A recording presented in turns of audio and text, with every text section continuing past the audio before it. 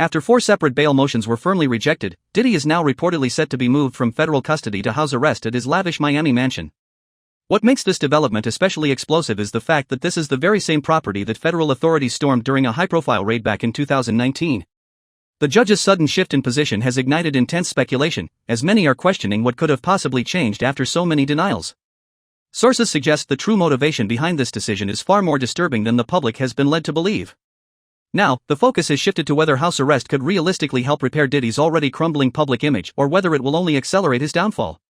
Even more unsettling is the question lingering in the background: once Diddy regains even limited freedom, who will be the first person he moves against? What up, yo? How you doing? Yeah. Your place right home. On December 19, just weeks ago, Diddy's legal team publicly confirmed that they had formally filed an appeal seeking either a dramatic reduction of his 50-month prison sentence or a complete dismissal altogether. His attorneys argue that the punishment was wildly disproportionate, especially considering that the jury acquitted him on several of the most serious charges brought against him. According to their reasoning, the sentence reflects an overreach that never should have happened. As news of the appeal spread, it reignited widespread debate across media outlets and legal circles, with many questioning whether the original verdict was fundamentally flawed from the very beginning. Coverage. Sean Diddy Combs seeking an immediate release from prison. This week, his attorneys urging a federal appeals court in New York to reverse his conviction on prostitution-related charges or direct the judge to lighten his 4-year sentence. The National News Desk, Jeff Harris, joining us. Diddy's lawyers, Jeff, officially filing that appeal this week. Tell us more about their argument and also the chances it succeeds. What are you hearing? So Diddy is currently serving that 50-month prison sentence after being found guilty on those prostitution-related charges over the summer. In their appeal filing, his lawyers now arguing the music mogul was treated harshly during sentencing by a federal judge who let evidence surrounding charges that he was actually found not guilty of actually then influence his punishment. Unlike his previous failed bail requests, this appeal represents a far more aggressive and confrontational strategy. This time, Diddy is not showing any remorse or acknowledgement of wrongdoing. Instead, he is accusing the presiding judge of bias and corruption for repeatedly denying his release. Just 1 day ago, his attorneys amended the appeal to include a direct demand for house arrest. Court documents indicate that Diddy specifically requested placement at his Miami estate, the same location where federal agents once confiscated nearly 1,000 bottles of baby oil during a controversial raid. Footage from that operation offered the public a rare glimpse into the interior of his private world. It is increasingly clear that Diddy is desperate to leave prison. A recent New York Times report revealed that he is in the process of selling his private jet, once a defining symbol of his elite status. The reason is financial strain. He can no longer afford to maintain a $30 million aircraft and reportedly needs the money to fund his mounting legal defense. Diddy apparently has sold his Gulfstream G550, that's a PJ for the brokies out there, in October of 2025. Mia, you got the final sale price. It says it was not disclosed on the paper, but you got new information. Well, listen, it runs from between $20 million to $30 million. Of course, they did not tell us what the final sale was. And it's also anonymous. We don't know who bought it. I'm not mad at that person. Whoever that is. Keep it anonymous. Keep it anonymous. Like, Right. Listen, when I'm at the dispensary, I check out anonymously. You know what I'm saying? Because I don't want y'all to know what I'm getting in the bag. So, same thing applies here. If you're buying Diddy's PJ, you might want to keep that on the low. Keep that on the low. You know Like you said, saying? you probably get a paint job after that. You feel me? Cover that up. Just put primer over the Bad Boy logo. Like, yo, we gonna cover this up real quick. Can you imagine what that pre-purchase inspection was like? Yo, man. Yo, we was talking about this off Check mic. all the cracks and crevices. Big Room Raiders energy. We're going in there with the black. Yo, you gotta get the black light. Black light. They don't even want to check the engine. We don't care about the engine. We don't care about none of that. Check the carpets. Check That's the chairs. Rip out. We gotta reupholster this whole joint. Everything.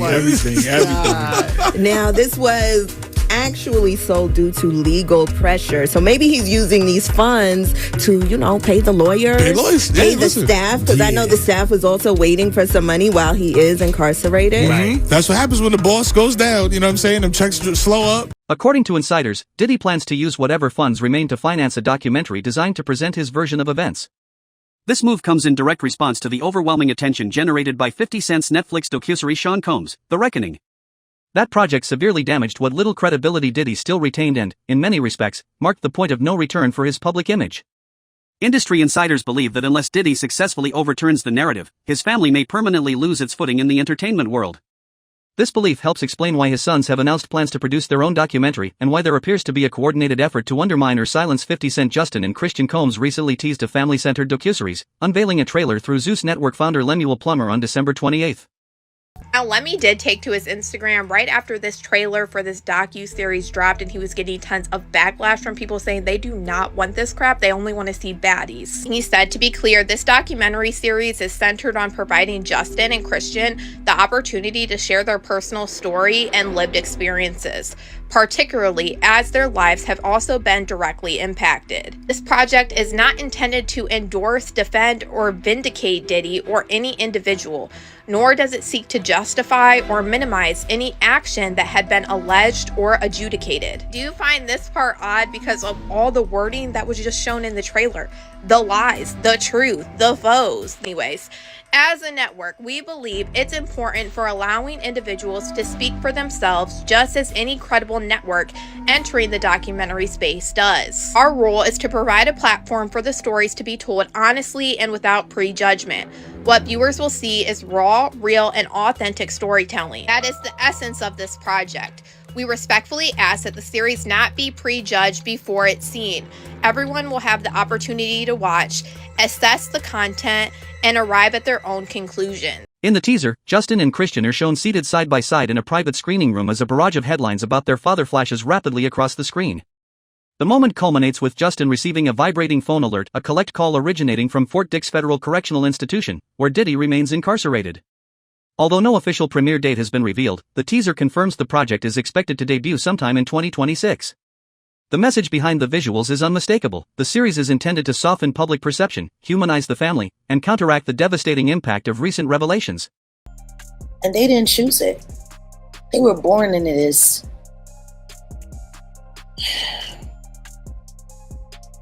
I don't think anybody's paying attention to that.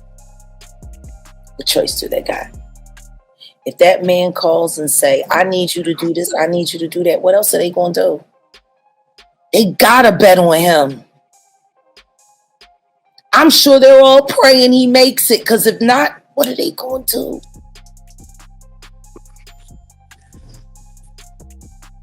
And they definitely can't count on Grandma Janice.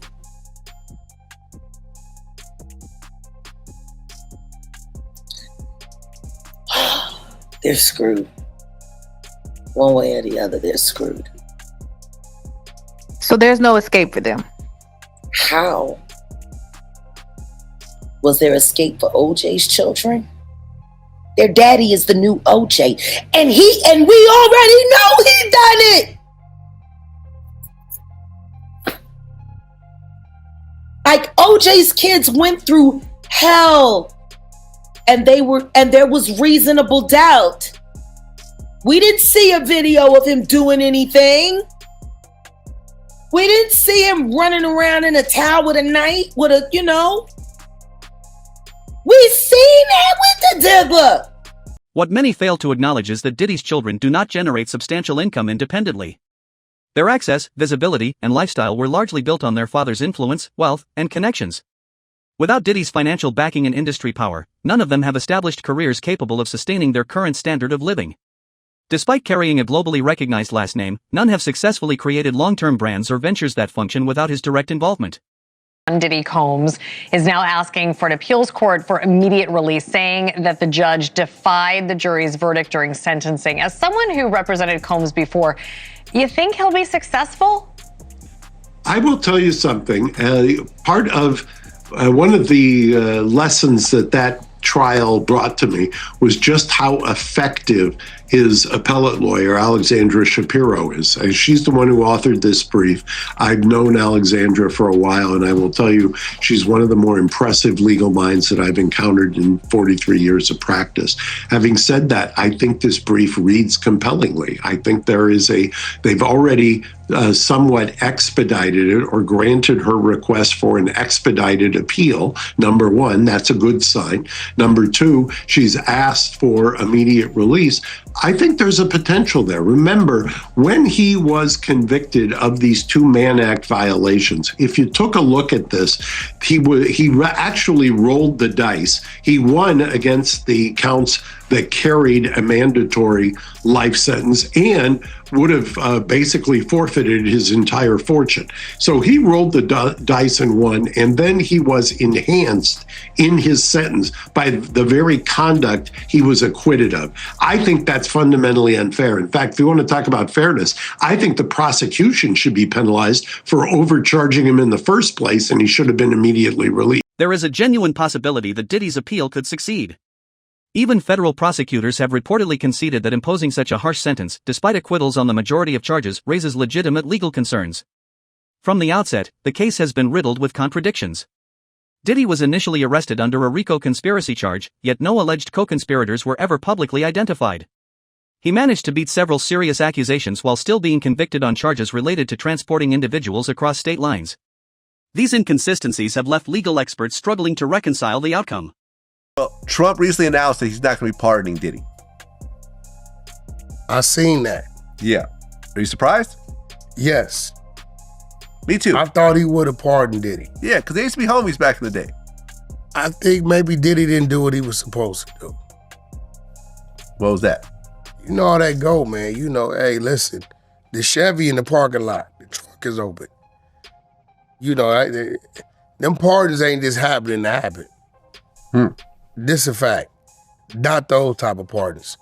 But if Diddy does right, and if he's in the drug program, he'll be home later this year anyway. This year? Yeah. Nah, I don't think so. He's not coming home this year. You want to do the math? Let's do the math.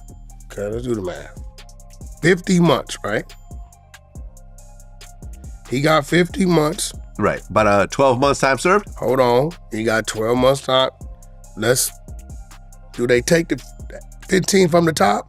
Yeah. Okay, so minus his 15%. That leaves 42 and a half months. Minus, he had, about was 12. It 12 months time served? 12. So that's 30. That's 30. Minus another 12 months for the drug program. That's why he went there. You do the drug program. They 18 take months. 12 months off. 18 months minus 6 months for the halfway house. 12 and a half months. He got sentenced when, in October? Was it October? I think that's too soon, but yeah. All right, listen, if I'm you're right, doing all the deductions.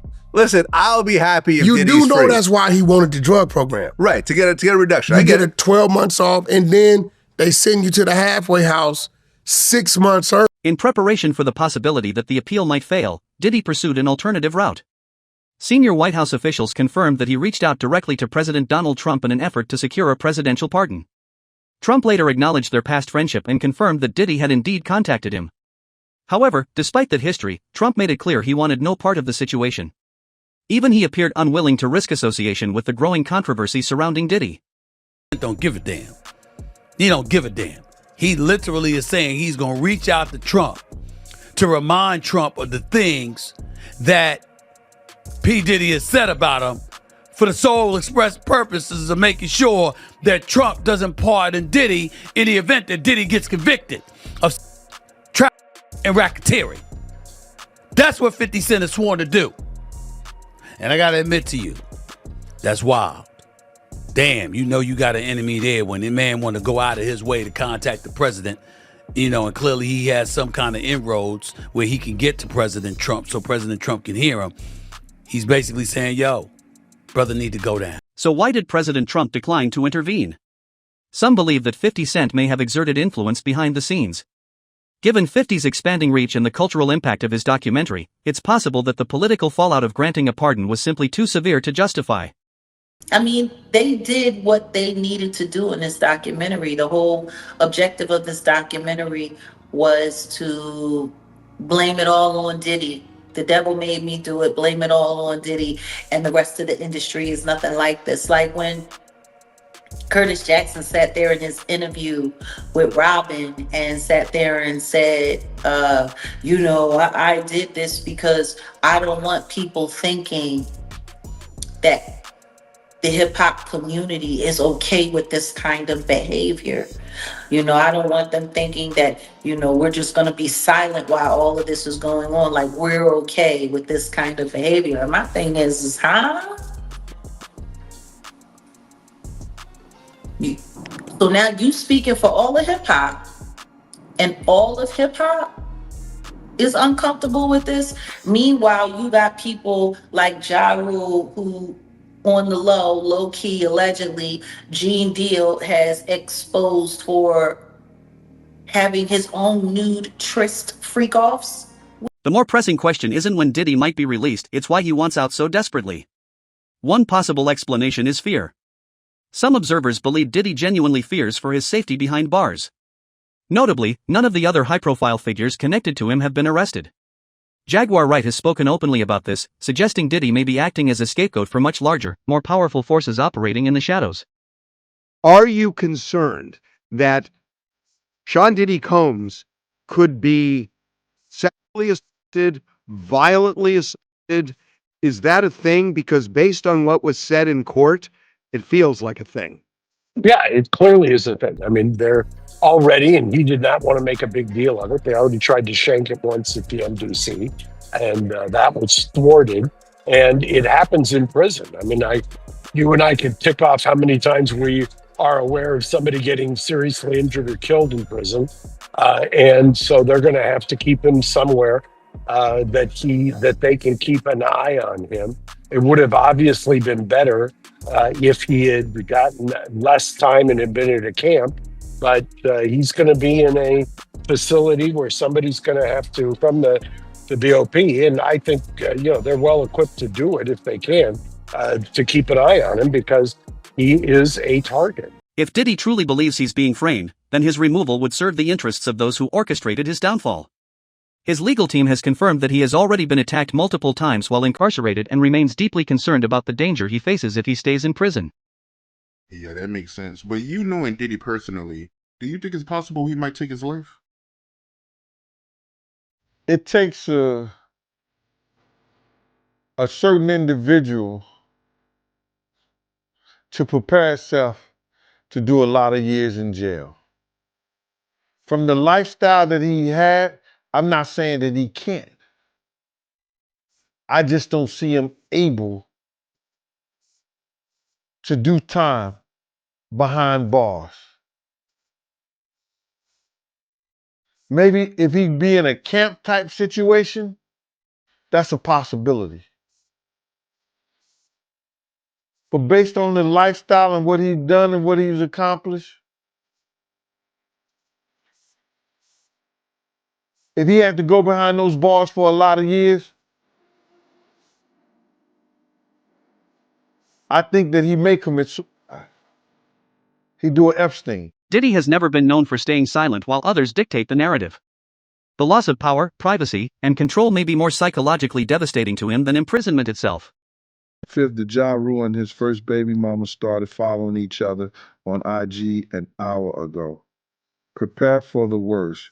Jay-Z, Ja Rule, Roc Nation, Desiree Perez are out to get him out of the paint. Alert. Listen, everybody that it said, and Desiree Perez, all them people got dirt under them, bro.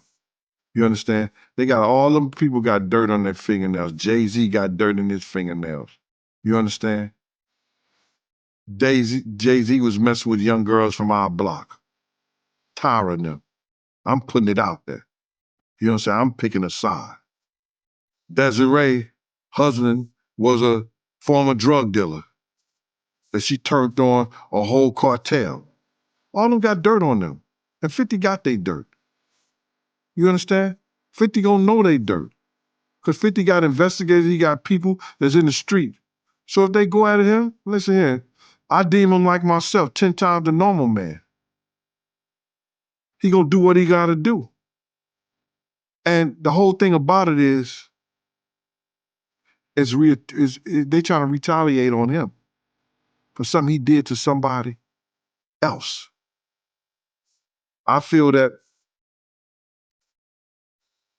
It's something worth seeing. It's something worth coming around, because all that shit is about to fall. All that we seen in the industry, these demons won the house and turn little boys into little girls into little boys. It's about to go out the window, bro. Another driving force behind his push for release may be his fear of what 50 Cent plans to expose next. A second season of The Reckoning has already been confirmed, and 50 has openly suggested that the upcoming evidence will be even more damaging. Former associate Gene Deal has gone so far as to warn 50 that Diddy would seek revenge if given the opportunity. New Netflix docuseries about Sean Diddy Combs is making headlines for its never-before-seen footage of the music mogul in the days before his arrest. Now, Combs is threatening legal action against the streamer for airing the unauthorized footage. Behind the series is Combs' longtime rap rival 50 Cent and director Alexandria Stapleton, who sat down with NBC News' Chloe Malas ahead of tonight's release. Diddy's legal team has already issued statements accusing the documentary of using stolen footage and has threatened lawsuits totaling billions of dollars against both Netflix and 50 Cent. If this was his reaction to the first season, it's not difficult to imagine how volatile his response could be once season 2 is released. How did you get that footage of Diddy?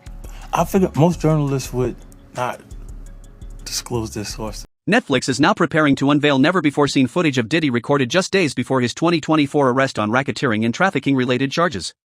The material is part of the 4-part series Sean Combs, The Reckoning, produced by 50 Cent and directed by Alexandria Stapleton. These recordings reportedly provide rare insight into Diddy's mental state as he prepared to face trial. Does he know y'all have this in the doc? I would doubt he knows. So when this airs, that'll be the first time that his legal team, Diddy, that everybody knows that this footage is now seeing the light of day. Perhaps. What was he intending to use it for?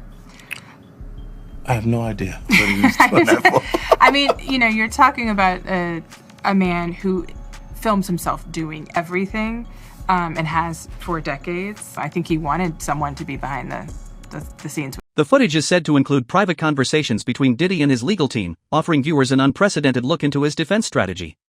Despite repeated threats, his attorneys have limited their actions to cease and desist letters and have not followed through with formal lawsuits.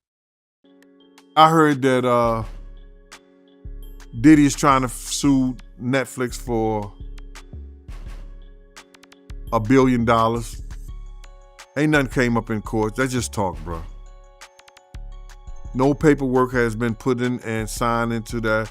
They're gonna have to have a reason. If they were suing him and he had enough reason, why they didn't cease and desist the thing? Huh?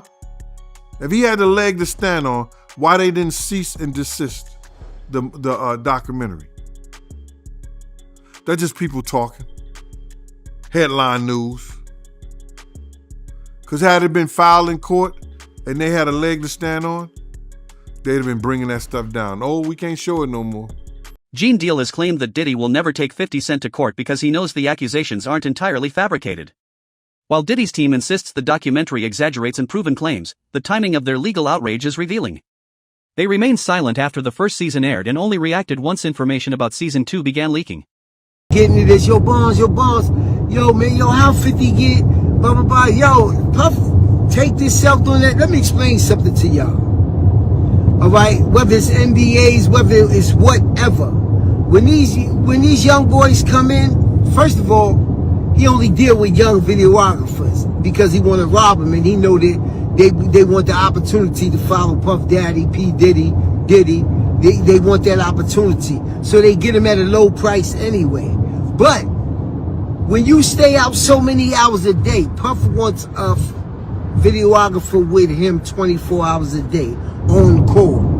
Whether we on a yacht, whether we on a ship, wherever we at, he wants to videotape that, right? So now, they come to agreement. They come to whatever the pay is going to be. But then it be so many hours on that invoice that he don't want to pay. He gets in touch with the office. He gets in touch with the chief of staff. Yo, what is this I'm paying? What is this I'm paying? You know what you paying. You was outside all of these hours. It's 160 something hours in a week. You was outside 140. That's the invoice he put in. So now, being if you got a contract and he don't stand to that contract, guess what happens? He could do whatever he want to do with that footage. So now that footage goes to the highest bidder. And 50 had to be the highest bidder to get the, yo, this is business. You know what I'm saying? Everybody ain't in love with you. Everybody ain't dedicated. Everybody ain't loyal to the point of... Much of the footage featured in the documentary reportedly came from Diddy's own videographer, who has made no public effort to defend him. Even if he wanted to, insiders suggest doing so would be nearly impossible given the nature of the material.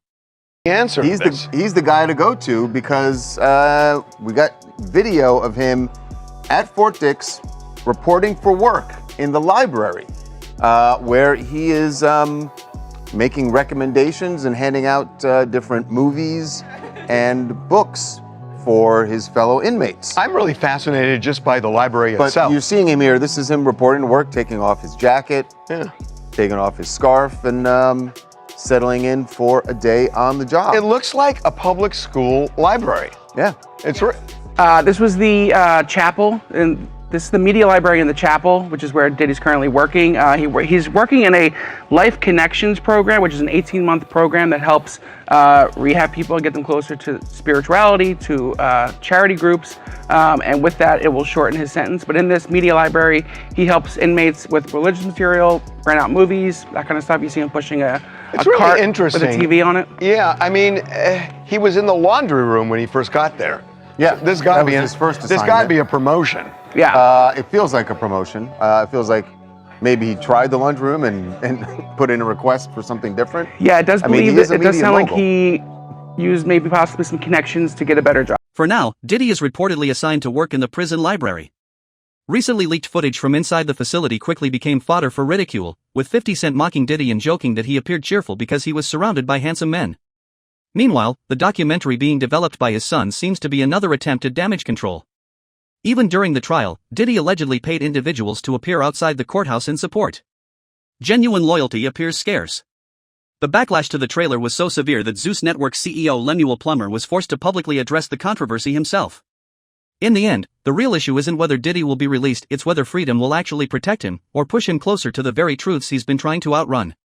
Because when the next wave of footage is released, no mansion and no house arrest will be enough to shield him from what follows. Really being paid to rally support for Diddy outside of his trial? Because that is what many are now alleging, as people have been standing across the street from the courthouse in free Puff and free Diddy shirts. With, for example, journalist and content creator Emily Hagan posting a TikTok of this group of people in matching shirts that also then included this interaction. These are all paid protesters. You can get $20 an hour if you wear a t-shirt. You gotta speak up. She just got recruited, right? I refuse. You said no. No. It wasn't worth the 20? No, but like he told me that it's for a Diddy coin, so I'm not really sure what that is. The lady right there, she just kept convincing me to go wear a shirt, and I'm like, I'm Diddy. And while that TikTok was initially posted around 5 days ago, it's now gotten a lot more traction as people like 50 Cent, who famously not a big Diddy fan, has started posting about it and trolling Diddy by posting seemingly edited images of him in the shirts and writing things like, okay, now where do I send my $20 invoice, guys?